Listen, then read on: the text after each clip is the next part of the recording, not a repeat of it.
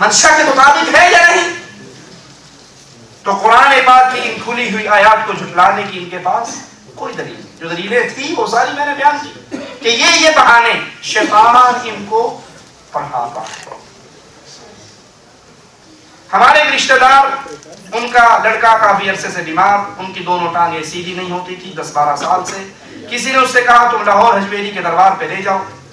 یہاں اس نے ان کو داتا لکھا ہے، لیکن میں یہ لفظ نہیں کہتا کیونکہ داتا اللہ ہے، باقی سارے منگتے ہیں، فقیر ہیں، کلاش ہیں، بھوکے ہیں، بھکاری ہیں، گدا گر ہیں. داتا کون ہے؟ انتم الفقراء الی اللہ، تم سارے کے سارے منگتے ہو اللہ کے. نبی بھی، ولی بھی، پیر بھی، بزرگ بھی، حضرت بھی، شیخ بھی، مرید بھی، سارے منگتے وہ داتا. ٹھیک ہو جائے گا. وہ لڑکے کو لے کر گیا، اس کی ٹانگیں ٹھیک ہو گئی. میری اس سے ملاقات ہوئی، وہ کہہ رہا تم مانو نہ مانو میرا لڑکا تو داتا دربار سے ٹھیک ہوا ہے. داتا کا دربار مکہ شریف میں ہے، وہ مردے کی قبر ہے.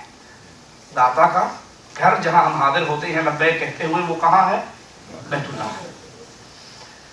میرا لڑکا تو حجویری کی قبر سے ہی ٹھیک ہوا ہے. اب وہ لڑکا ٹھیک ہے، میں خود اس سے مل کر آیا ہوں، لیکن میں نے اس سے کہا کہ میں نہیں مانتا یہ شرک ہے. اس سے کہو ٹھیک ہے، آپ کے تو بزرگ مسلمان تھے، کلمہ پڑھنے والے تھے، انہوں نے اس کو ٹھیک کر دیا. ایک ہندو کہتا ہے کہ میرا بچہ بیمار تھا، میں اپنے بچے کو کرشن جی کے مندر میں لے گیا اور گھنٹہ کھڑکا کے آیا، میرا بچہ ٹھیک ہو گیا. بتاؤ کیا وہ جو بت ہے وہ بھی بچے ٹھیک کر لیتا ہے؟ اور اگر وہ کہے، اور لازمی بات ہے وہ کہے گا کہ نہیں، بت میں تو یہ طاقت نہیں، تو پوچھو کہ اس کا بچہ کیسے ٹھیک ہوا. سکھ اپنے گردوارے میں منت لے کے جاتا ہے، ان کا کام ہو جاتا ہے. ہندو اپنے گردوارے میں اپنے مندر میں جاتا ہے، ان کا کام ہو جاتا ہے. مشرک قبروں پہ جاتا ہے، اس کا کام ہو جاتا ہے. اگر تم یہ سمجھتے ہو کہ یہ کام اولیاء اللہ کرتے ہیں تو پھر مانو کہ کفار ہندو ان کے بنائی ہوئی مورتیوں میں بھی کرامات اور کمالات ہیں، مانو. اور اگر تم کہتے ہو کہ نہیں، ہندوؤں کے مورتیوں میں، پتھروں میں یہ طاقتیں نہیں ہیں، یہی ٹھیک کرتا ہے، اس کی دلیل دے دو. ٹھیک کرتا ہے کون؟ اب ذریعہ دیکھو، مزدور بھی روٹی کھاتا ہے، ڈاکو بھی روٹی کھاتا ہے. دونوں کو روٹی کون دے رہا ہے؟ بڑی سمجھنے والی مثال ہے. مزدور کو روٹی کون دے رہا ہے؟ دہاڑیاں کرتا ہے، تگاریاں اٹھاتا ہے، محنت کرتا ہے، کوٹھے پہ چڑھتا ہے، اینٹیں پہنچاتا ہے، بلاک پہنچاتا ہے، اس کو روٹی دے رہا ہے اللہ. اور ڈاکو کسی کی کن پٹی پہ پستول رکھ کے سارا کچھ چھین کے شام کو گھر بھاگ جاتا، یہ بھی روٹی کھا رہا ہے، اس کا رازق کون ہے؟ اب مرضی ہے، کوئی حلال طریقے سے کھائے، کوئی حرام طریقے سے کھائے. سب کی مرادیں پوری کرنے والا کون؟ ہاں، ایک وقت مقرر ہے اللہ کے ہاں کہ کس کو کب شفا دینی ہے، اس کا علم کس کے پاس ہے. آپ صبر نہ کر سکے، کسی اور مقام میں جا کے گر گئے، وہ وقت شفا دینے کا آ چکا تھا، مالک نے دے دی، لیکن آپ کو شیطان نے گمراہ کر دیا. ملفوظات الیاس میں لکھا ہے کہ خواب میں علوم صحیحہ کا القاء ہوتا ہے. یہ نبوت کا 40واں حصہ ہے. آج کل مجھے القاء ہو رہا ہے، دعا کرو مجھے زیادہ سے زیادہ نیند آئے. تبلیغی جماعت کا طریقہ کار بھی مجھے خواب ہی میں منکشف ہوا ہے. علوم صحیحہ کیا ہے، القاء سے کیا مراد ہے، اور اس کا پورا نبوت کیا ہے. یہ خواب درست ہے کہ نبوت کے 40ویں حصے میں سے نیک خواب ہے. اب نیک خواب کیا ہے؟ پہلا سوال تو یہ ہے نا.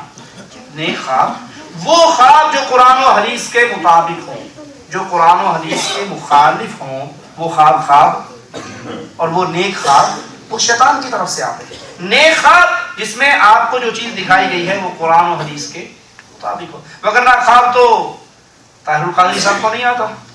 میں ان کی کیسٹ لے کر آیا ہوں، میرے پاس یہاں یمبو میں موجود ہے، جو بھائی چاہے وہ لے سکتا ہے. وہ کہتے ہیں میں کراچی میں ہوں، مجھے خواب آیا، میں ایئرپورٹ پہ ہوں اور اللہ کے نبی صلی اللہ علیہ وسلم آ گئے، اور اللہ کے نبی نے کہا طاہر میں تو یہاں پاکستان کی اسلامی جماعتوں کی دعوت پہ آیا تھا، لیکن کسی نے میرا استقبال نہیں کیا، میں ناراض ہو کے واپس جا رہا ہوں. اور میں پاؤں پکڑ لیے، حضور نہیں جانے دوں گا. کہا نہیں حضرت میں تو نہیں جانے دوں گا. کہا نہیں میں جا رہا ہوں، مجھے کوئی لینے نہیں آیا، استقبال کے لیے. بڑی منتیں سمجھتے کی تو نعوذ باللہ ثم نعوذ باللہ اللہ کے نبی کی توہین کرتے ہوئے وہ ظالم کہتا ہے کہ میں نے اللہ کے نبی کو جب کہا تو اللہ کے نبی نے کہا اچھا ٹھیک ہے، ہوٹل تمہارے ذمہ، کھانا تمہارے ذمہ، واپس بائی ایئر مدینہ شریف کا ریٹرن ٹکٹ تمہارے ذمہ. تو آئے کس کے ٹکٹ پہ؟ تو خطوط سعودیہ والے اتنے بے حیا ہیں کہ رسول کو ٹکٹ بھی فری نہیں دے سکے. تم تو کہتے ہو وہ حاضر ناظر ہے، جو حاضر ناظر ہو طاہر القادری صاحب وہ ٹکٹ کیوں مانگا کرتا ہے؟ سنا ہے ہر عاشق کے گھر تشریف لاتے ہو، ہمارے گھر میں بھی ہو جائے چراغاں یا رسول اللہ، وہ تو ہر گھر میں حاضر و ناظر ہیں. جو حاضر ناظر ہو ان کو ٹکٹوں کی ضرورت نہیں ہوتی. تم کہتے ہو وہ مختار کل ہے، کائنات کے خزانے ان کے پاس ہے. جن کے پاس کائنات کے خزانے ہیں روٹی کھانے کے پیسے نہیں ہیں ان کے پاس. تم کہتے ہو عالم الغیب ہے، عالم الغیب ہے، تم کو پہلے نہیں پتا تھا کہ ایئرپورٹ پہ کوئی لینے نہیں آئے گا، میں آؤں گا.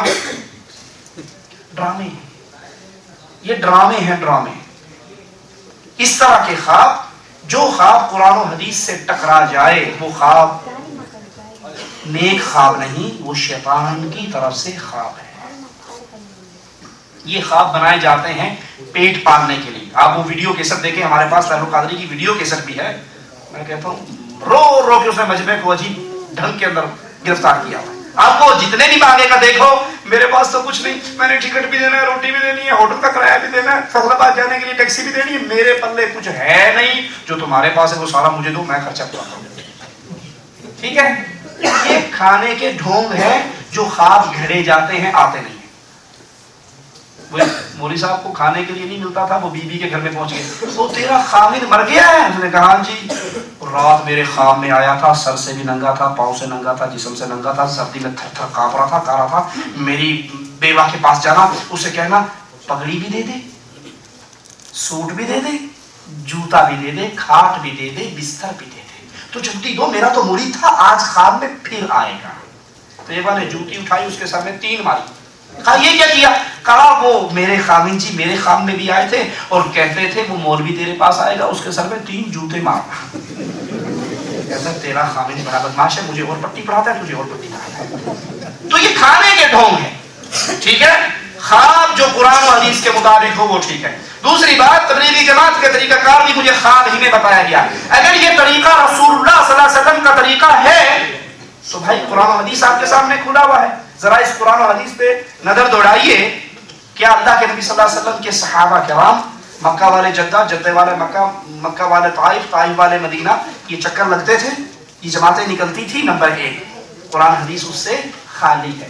نمبر 2، اس تبلیغی جماعت کے اس وفد میں، اس گروپ میں جو کتاب پڑھی جاتی ہے فضائل اعمال اور فضائل صدقات، یہ فضائل اعمال اور صدقات شرک اور شرکیہ واقعات سے بھری پڑی ہے.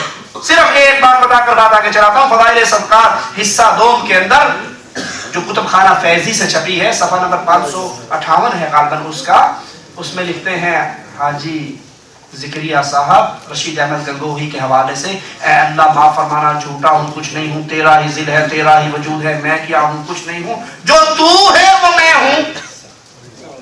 انا للہ و انا الیہ راجعون. کیا بندہ اور اللہ بھی ایک چیز ہو سکتے ہیں؟ وہ اللہ ہے، ہم عبداللہ ہے، وہ خالق ہم مخلوق، وہ رازق ہم مرزوق. یہ کھلی ہوئی شرک کی دعوت ہے، لہذا ان کے ساتھ جانا یہ درست نہیں ہے. کیا آپ اس بات سے متفق نہیں کہ بر صغیر پاک و ہند میں اسلام کی تبلیغ و اشاعت میں بزرگان دین یعنی علی حجویری، نظام الدین اولیاء، معین الدین چشتی اور دیگر اولیاء اللہ کا بہت زیادہ کنٹریبیوشن تھا، اور ان جیسے علماء کی وجہ سے آج دنیا میں مسلمانوں کی سب سے بڑی تعداد پاکستان، انڈیا اور بنگلہ دیش میں ہے؟ پہلی بات کہ ان بزرگان کے نام سے منسوب جو کتابیں مارکیٹ میں موجود ہیں، حجویری صاحب کی کشف المحجوب، معین الدین چشتی صاحب کی اسرار اولیاء، یہ جو کتابیں مارکیٹ میں ہیں، ہم نہیں جانتے کہ یہ انہوں نے لکھی ہے یا ان کے ذمے کسی ظالم نے لگا دی ہے، ہمیں نہیں پتا. ہم تو ان کو کتابوں سے چیک کرتے ہیں. جو کتابیں ان کے نام سے مارکیٹ میں موجود ہیں وہ کتابیں شرک کا پلندہ ہیں. میں آپ سے ایک سوال کرتا ہوں، آپ خود اس کے مفتی ہوں گے، مجھے جواب دیجئے.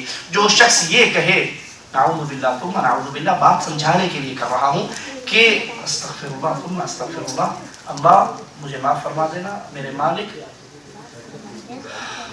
پردہ اٹھانا ضروری ہے اس لیے اس کفر کو نقل کر رہا ہوں.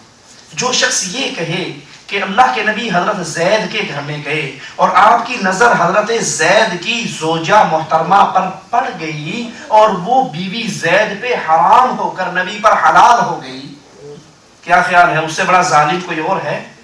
میں آپ سے پوچھتا ہوں، اللہ یہ ظالم ہے یا نہیں ہے؟ یہ گمراہ ہے یا نہیں ہے؟ یہ توہین